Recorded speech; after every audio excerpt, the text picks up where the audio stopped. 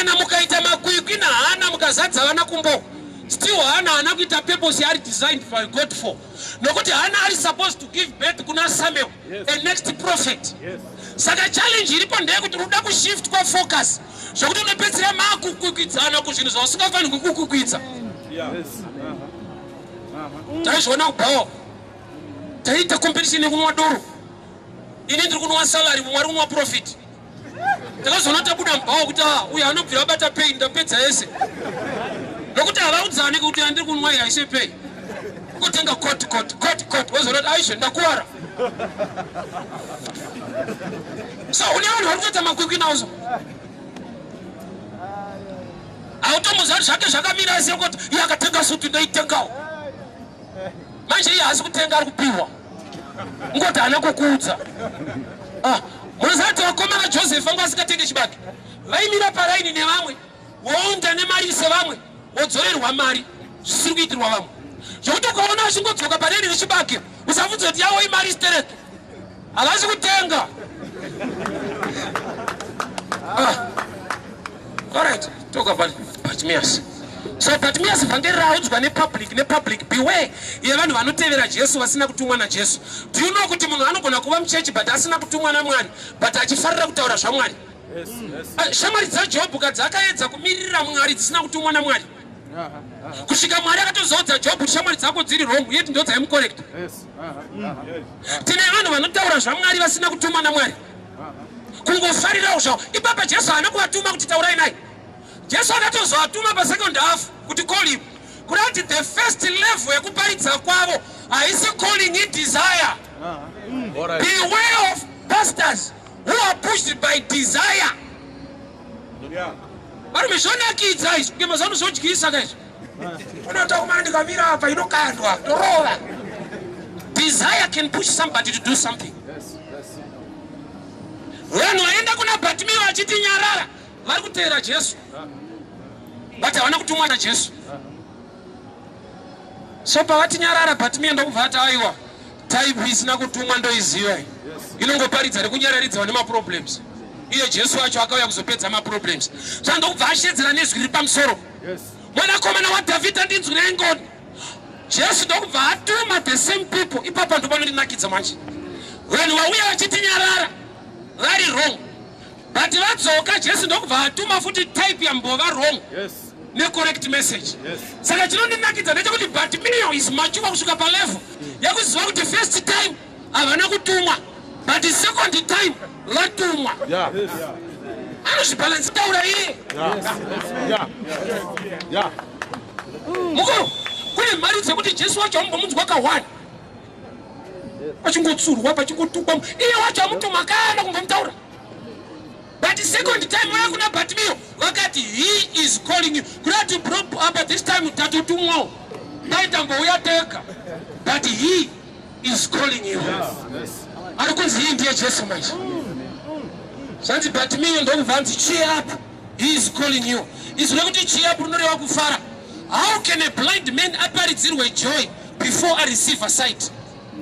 Surely that's a sign yekuti munhu yatumwa nokuti Mwari akatuma munhu neshoko rake anokupa joy before you receive nokuti the joy of the Lord becomes your strength.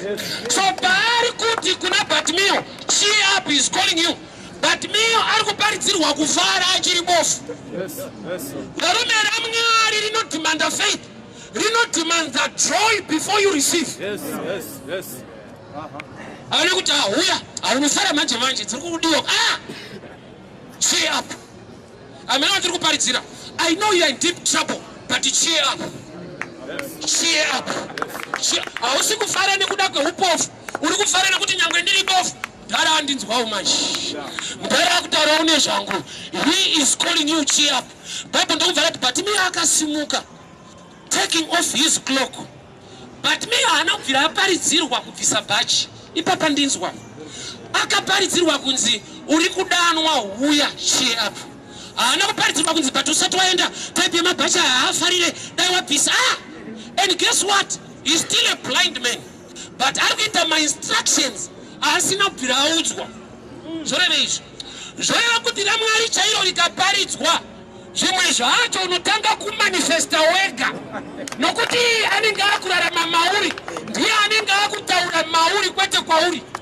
Usukundinzwa wewe. I'll preach this week. Mumba maZakeyo. Jesu anakuti uri mbavha chivharo chemunhu, une mari dzevanhu. Bhabha rinoti Jesu akapinda mumba akagara akatanga kutya. Umwari wazara mumba maZakeyo. Ega akatanga kutomoka kuti mudhara ndakavhara wana kuwanda bwana.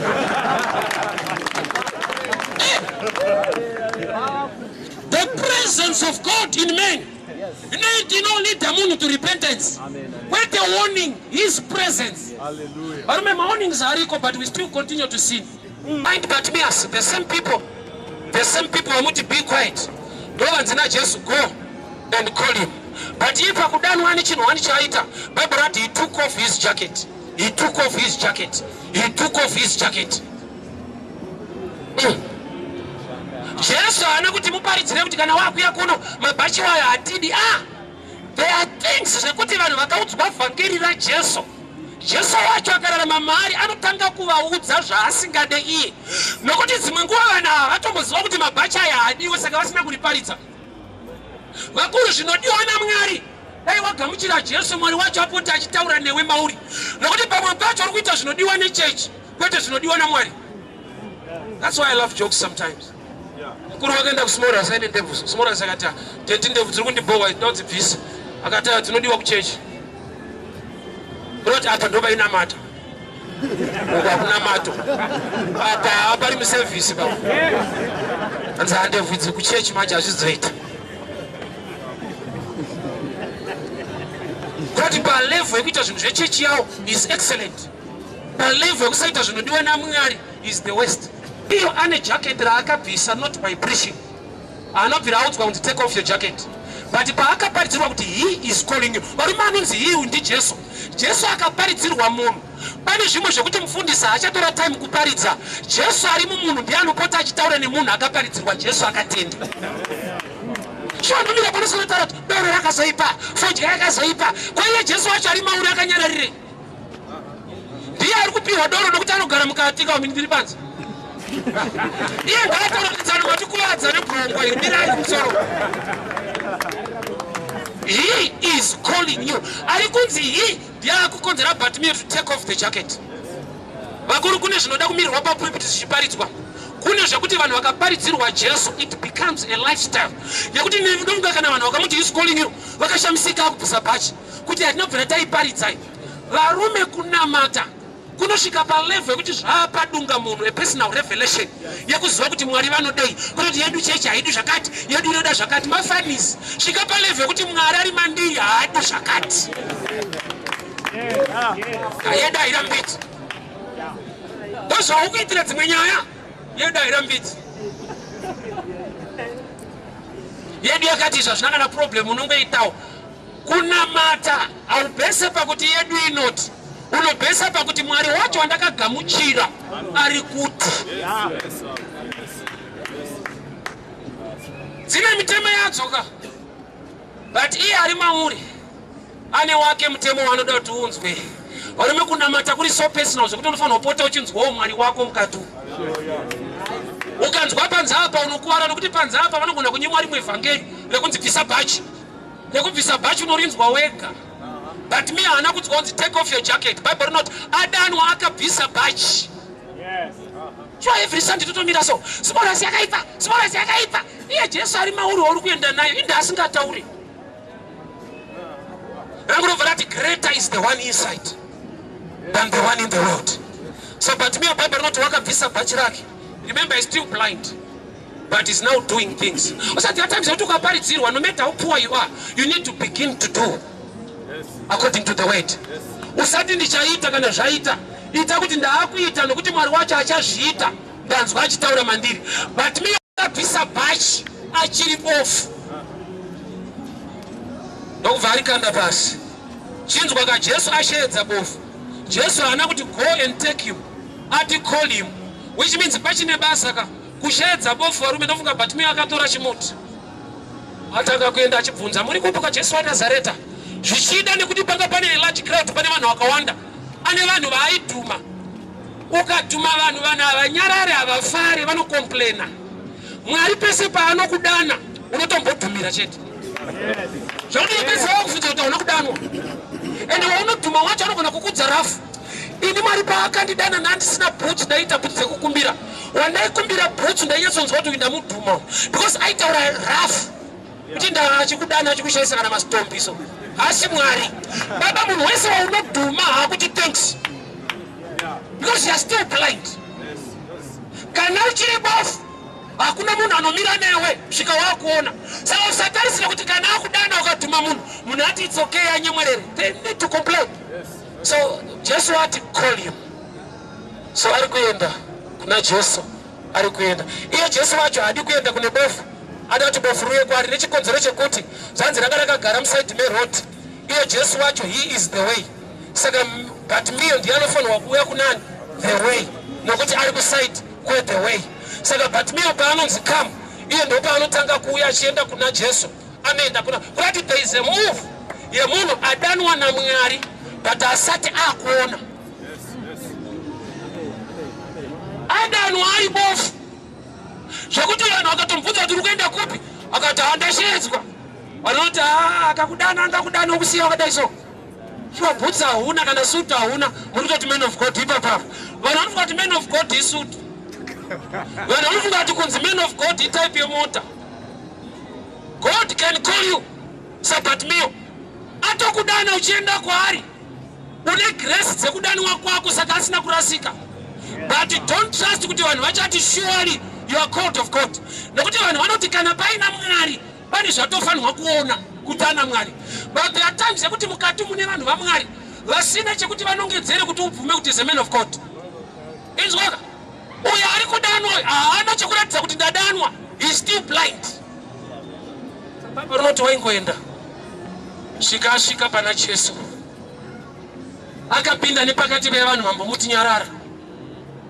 Jesu ndokubva anomupa equation. Chii chaunoda kuti ndikuitire? Ufaridi kubvunzwa ka. Zviri pachena kuti rinoda kuita mbama.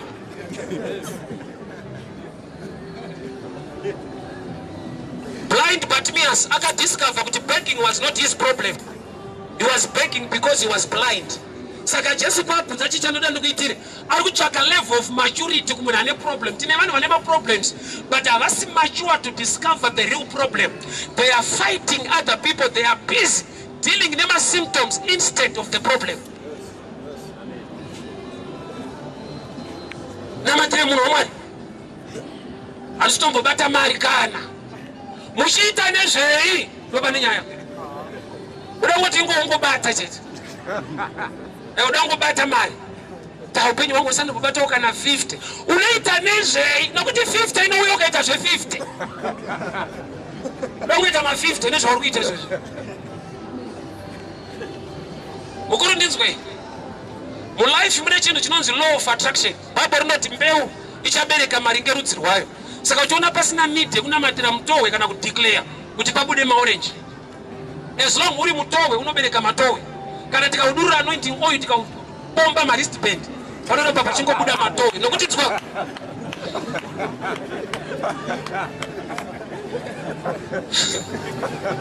Tine vanhu vanuna neoil kuita kununa che. But mutohwe zvao. Oh, can I help you? I believe my anointing. I believe it all you can carry anointing, but hear this message. Anointing works for you. It does not work you. Uri unogonopiwa anointing oil. Zvaunotengesa zvikafamba kwete kuti wewe uri kufamba. Chiri kufamba zvinhu zvako. Anointing works for you, but the word of God works you. So the greatest anointing is when the word has worked you, because unobata zvinoendeka nokuti shoko rakakunatsa. Highest level ya anointing is when the word changes you. Saka uchiona handidi munhu anondiprofita kuti mangwana zvangu zvinonaka nokuti shoko kana rakandishanda ndinoziva kuti chandinodyara ndochandokohwa. Always give people this example. Kune murume akandipa bhutsu kuborotero akabvunza munhu waMwari maiziva kuti muchakupai bhutsu kana mauya kuno. Ndikati ndandisingazive kuti bhutsu dziri kuno asi ndaiziva kuti ndofanirwa kuwana bhutsu.